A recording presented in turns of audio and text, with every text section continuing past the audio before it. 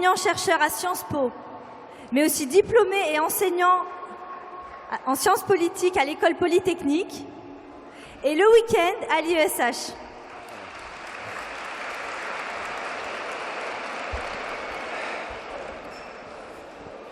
بسم الله الرحمن الرحيم إن الحمد لله نحمده ونستعينه ونستغفره ونستهديه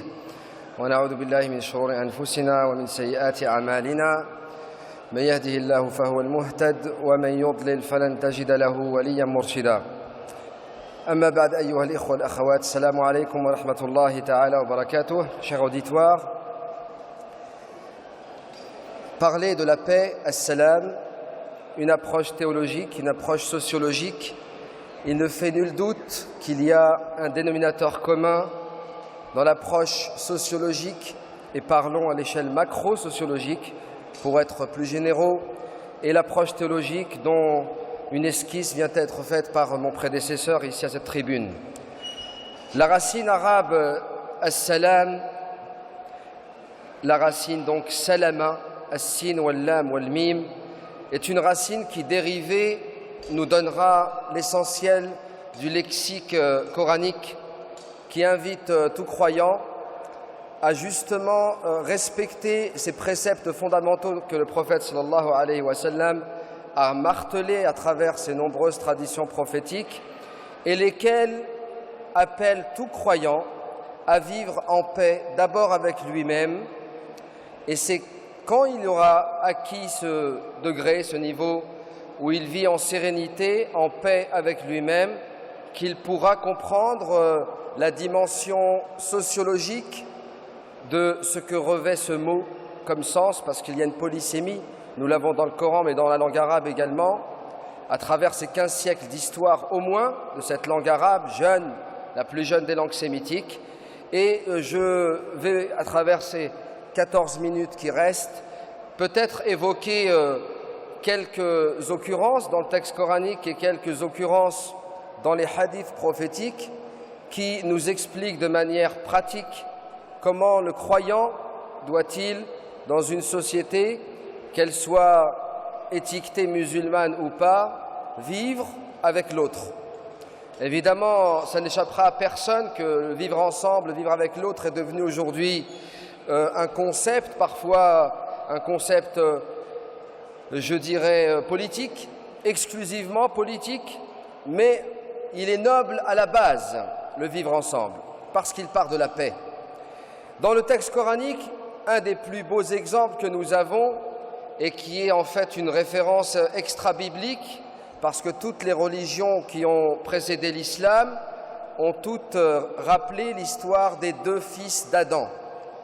qui sont Abel et Caïn, Habil ou Qabil. Et l'histoire nous est contée dans le texte coranique avec beauté et majesté, où l'un des deux,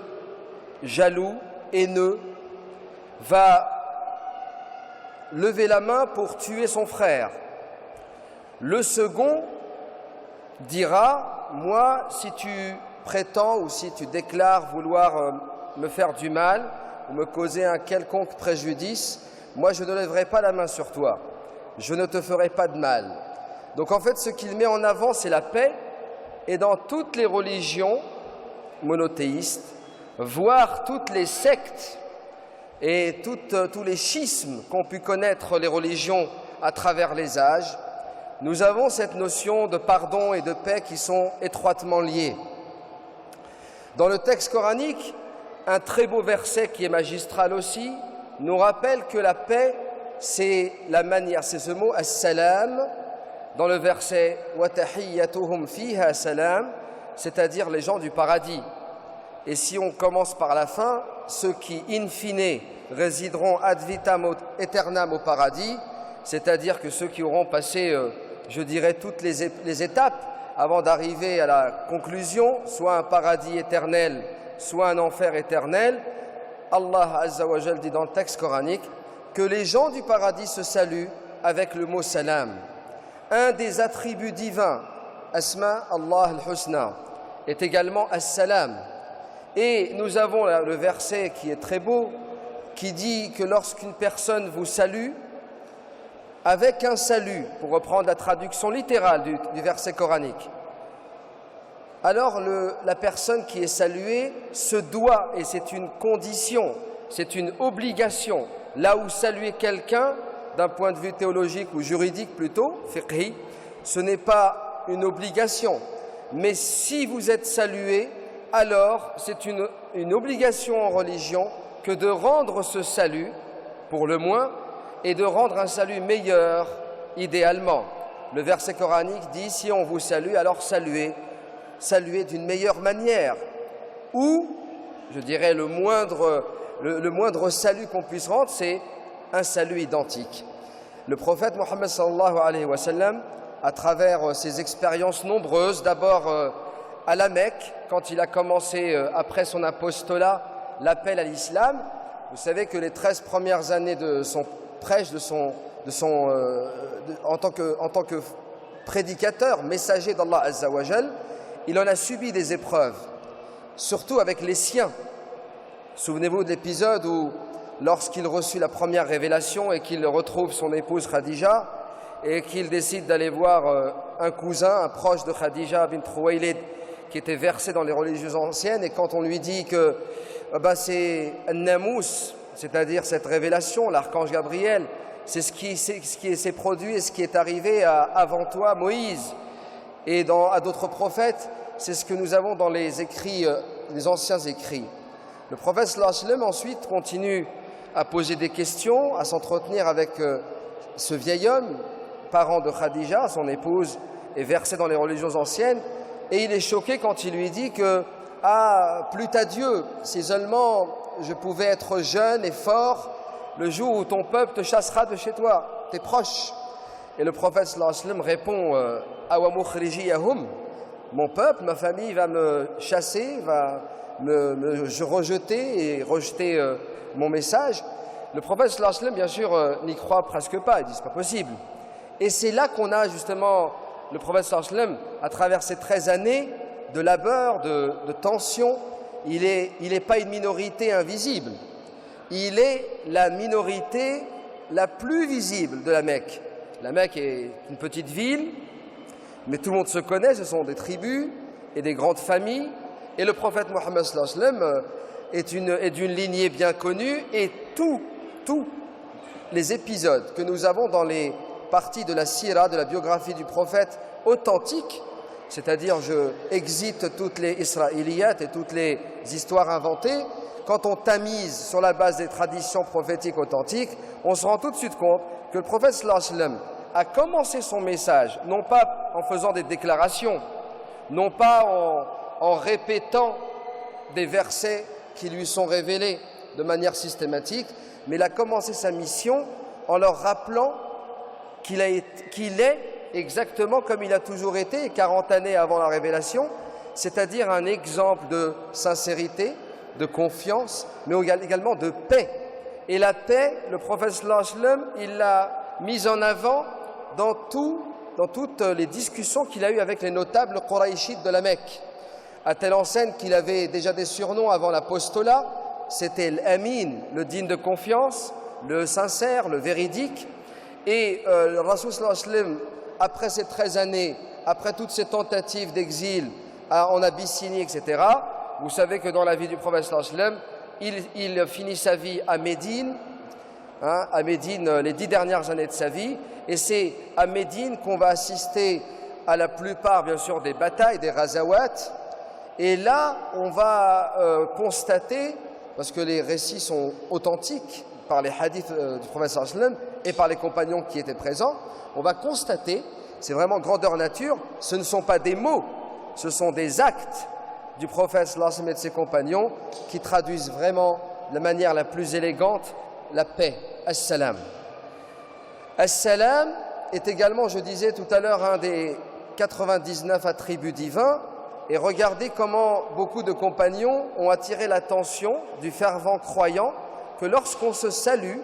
lorsqu'on échange des salutations, assalamu alaykum, il y a en cela une forme d'invocation. On invoque as-salam, qui est le Créateur, celui, Allah Azza wa Jal, qui a voulu que la paix s'installe sur terre, et il faut bien entendu, vous le savez bien, que tout le monde suive à la lettre les injonctions coraniques et les injonctions prophétiques qui sont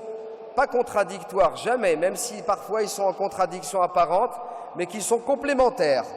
Et à ce propos, retenez bien le hadith du prophète sallallahu alayhi wa sallam, lequel dit: voulez-vous que je vous donne un secret, que je vous dise un secret ou je vous dise quelque chose, si vous voulez, la recette miracle, on dirait aujourd'hui. Si vous voulez vivre en paix et si vous voulez que votre Créateur soit satisfait de vous et que votre demeure éternelle soit ce paradis tant convoité, il dit tout simplement: saluez-vous, échangez ce mot, assalamu alaykum, afshu salama baynakum. Pourquoi? Il y a des raisons qu'on qualifierait aujourd'hui, parce que sinon ce serait un anachronisme, des raisons qui sont exclusivement sociologiques. Quand on parle de sociologie, on peut parcourir rapidement en diagonale ce qu'a avancé dans son introduction, dans les prolégomènes de son histoire universelle, Ibn Khaldoun, le célèbre Ibn Khaldoun, et avant lui, un petit peu avant lui, l'imam al-Ghazali, mort en 1111. Et quand on étudie al-Ghazali dans sa thèse qui conforte le verset coranique, lequel dit « Ne nuis pas à autrui ». Si tu sais que tu ne peux pas résister, que tu n'es pas en mesure de refouler tes pulsions, de vivre dans ces situations conflictuelles, alors reste chez toi et calme-toi et tais-toi. Ne dis rien. L'imam Ibn Khaldoun, plus tard, quelques siècles plus tard, Ibn Khaldoun parle également, on peut l'appeler le sociologue, ou celui qui a été, qui est qualifié du moins en tant que tel comme le premier sociologue. Ibn Khaldoun qui a parcouru l'Andalus jusqu'au Moyen-Orient, Ibn Khaldoun qui a eu des fonctions diverses qui lui ont permis de côtoyer les gens, on dirait aujourd'hui au parquet, au tribunal, mais également l'enseignement. Donc Ibn Khaldoun est vraiment un fin connaisseur des sociétés arabo-musulmanes ou des sociétés musulmanes, pour rester plus large, de son temps. Et ce qu'il dit, il dit que l'individu ne peut pas saisir le sens réel du mot salam arabe, le mot salam, si il est habité par la haine, par la rancune, si en fait il se laisse aller d'un point de vue moral, s'il n'a pas de travail sur lui-même, d'un point de vue, vous voyez, il est entre la sociologie mais même presque la psychologie aussi, et il dit celui qui n'arrive pas à refouler ses pulsions, parce que tout le monde a des pulsions de mal, tout le monde dans des situations qui sont parfois en apparence sans aucun problème ni conflit, il y a des gens qui s'énervent rapidement. Il y a des gens qui ne peuvent pas vivre en société, en communauté. Il y a beaucoup de personnes, musulmanes ou pas, mais on va les qualifier sont des personnes qui resteront toujours une minorité. Mais à l'époque du prophète sallallahu alayhi wa sallam, ce que rappelait Ibn Khaldoun en rebondissant sur beaucoup de hadiths, on a la question de capacité. Qui est en mesure aujourd'hui, dans nos sociétés modernes, de dire que il est facile de vivre comme ça, avec des sociétés cosmopolites, des religions, des couleurs, des idiomes différents. Je fais allusion, bien entendu, à tous ces pays occidentaux, où on parle d'une hétérogénéité, on parle également de conflits. Nous sommes aujourd'hui en train de vivre tout sauf la paix. Le temps imparti, je pense, est écoulé. Je suis navré de devoir atterrir comme ça. Donc, retenons l'essentiel. Je n'ai pas fini ma liste, ce n'est pas grave. L'essentiel, mes frères et mes sœurs, cher public, cher auditoire, c'est que la paix ne doit pas rester un mot, un concept. On doit passer aux actes par les comportements et refouler toute idée de vengeance, toujours en référence à cette belle image coranique. Wa barakallahu fikum, assalamu alaikum. Shukran.